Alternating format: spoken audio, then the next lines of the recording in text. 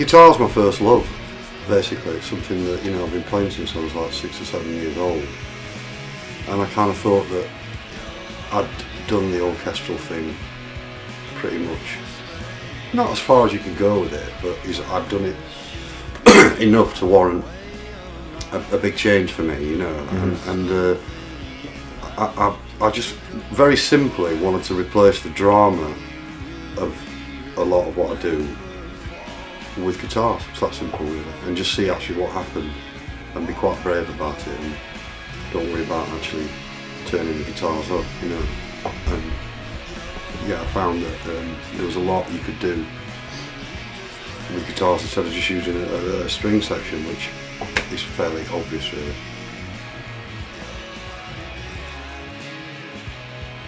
Well, the thing is kind of at the end of the last sort of cycle of the last record, is that I realised that I'd actually been on tour for 30 years, or been playing pretty much constantly for 3 decades.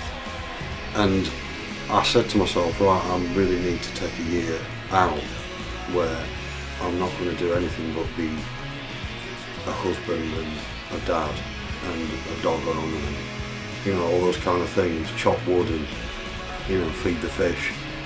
But the more and more time I spend, mainly with the dog actually, is the more and more time I spent with him walking in the woods and all the area around here, which is ancient woodland, I found it really inspiring. So I sort of sneakily started writing songs and kept it quiet. But by the end of a year, I'd kind of amassed a couple of 100 songs, you know, and within that there were tracks that were more like the stuff that I'd done before, and some really different stuff as well, and they just seemed to kind of morph into this slightly trippy, I don't like the word psychedelic because it has kind of connotations of cheesiness, but yeah, spending time in the woods in quite a magical sort of almost permanent environment inspired me to write the music on the album. Me and the guys, John and Colin and Chez and Dean, we had a guest artist on, a friend of mine who was actually a neighbour. He's a folk guitar player called Martin Simpson, and he played Ebo slide guitar on the last track, and he's a phenomenal musician. And during the last kind of year or so, I've made a really good friendship with him, and you know, that bloomed, and I really wanted him to be involved in some way. That was kind of important for me. The mixing side of things is we tried to get it right in Sheffield, and I just couldn't get it quite how I imagined it in my head, and it wasn't because of any inability of anyone, it was just because I wanted something really quite widescreen, if you know what I mean, in my head, and quite intense sounding.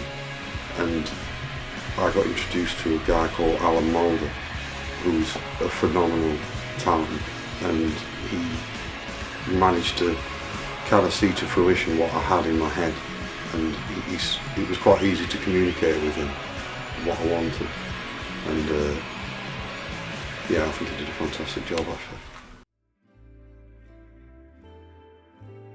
There's an art to that, to know when it's over. And I think in the end, actually, because there was quite so much material to work through, and a lot was rejected, a hell of a lot actually, that is in the can, that is yet to see the light of day. And when a lot of the tracks are quite long, you know, there's like one that's 10 minutes 57 seconds long on the album, and when you're getting close to an hour of music, you know that it's time to sort of stop really. If you go over that, you're going to get into triple album prog rock territory, which is definitely, you know, a bridge too far for me. You know?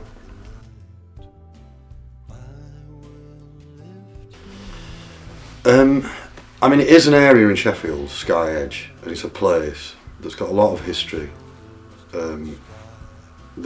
When Sheffield in the 20s was called Little Chicago, it was nicknamed because of the gang wars, and they actually invented this flying squad here to deal with them. It was invented in Sheffield to deal with all the gangs, and it's a nod towards the history, and it's more in a way, the Sheffield element of the title is, as always, a nod towards the city that nourishes me and inspires me, but is the actual concept of that is more to do with where we're at, I think, as a country, specifically us, and a lot of other countries. You know, I think that we are at, it's fairly obvious really that we're on the edge of something pretty scary, and I believe that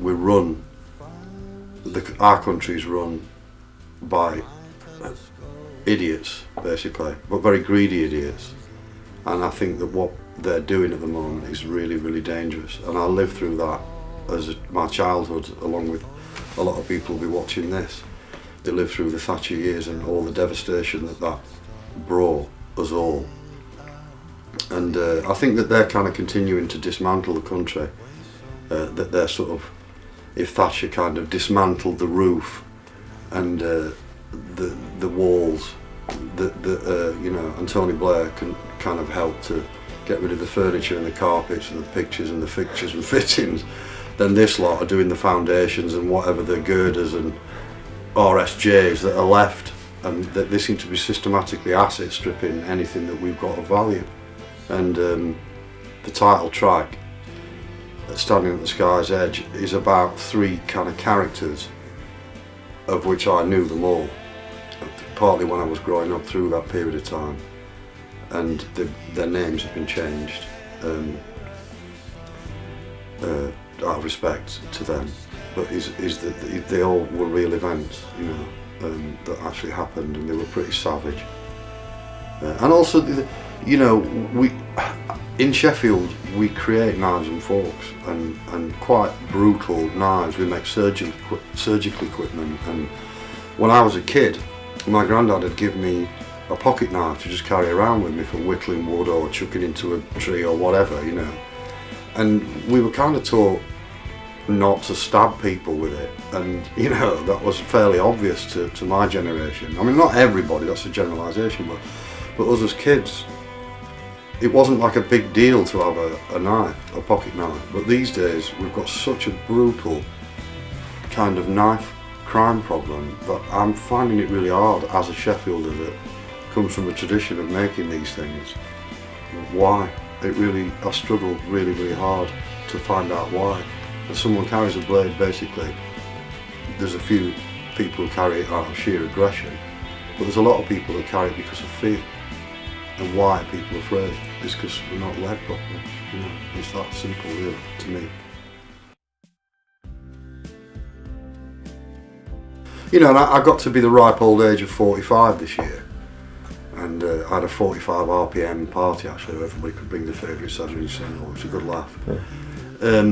And unlike a lot of folks, I guess, who every year they might get slightly more and more depressed, is I get slightly more and more relieved, you know, that I actually made it to be this old with all the recreational habits that I've had over the years.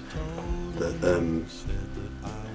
yeah, I thought it was important that for me alone to make a good effort to play the guitar and use that as the vehicle with which to get out what I needed to get out, really. I think it's time, you know, rather than just relying on multiple layering of various instruments, which I've enjoyed doing very much, but I really, really wanted to play the guitar.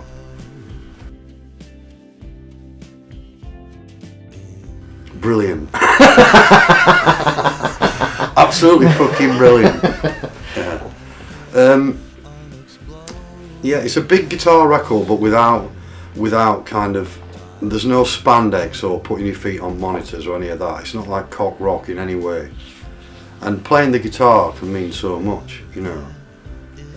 It's a very wide field that of which to exploit. That's why it's such a wonderful instrument, because it's so flexible, and you know that you can do so much with it, from Buddy Holly to Hendrix to Kurt Cobain to Django Reinhardt, Scotty Moore, Jimmy Burton, Jimmy Page. You know, there's such a wide field of great players that, and I'm in no way comparing myself to their greatness in any way, but it was just, I wanted to be the best I could be, that was really important for me, you know.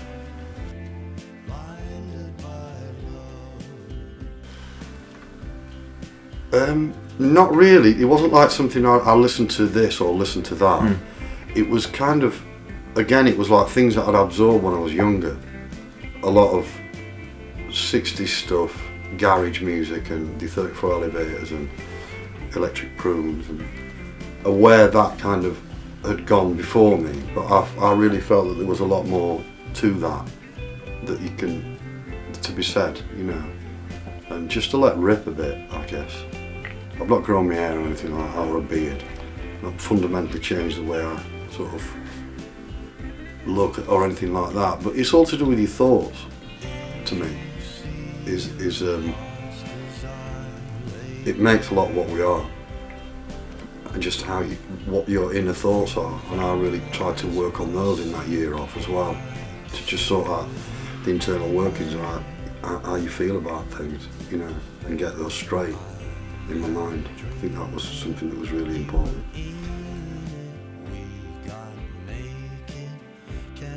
I mean, initially we're just going to do a few festivals, and then we're going to tour in September and October, I think, a bit later in the year.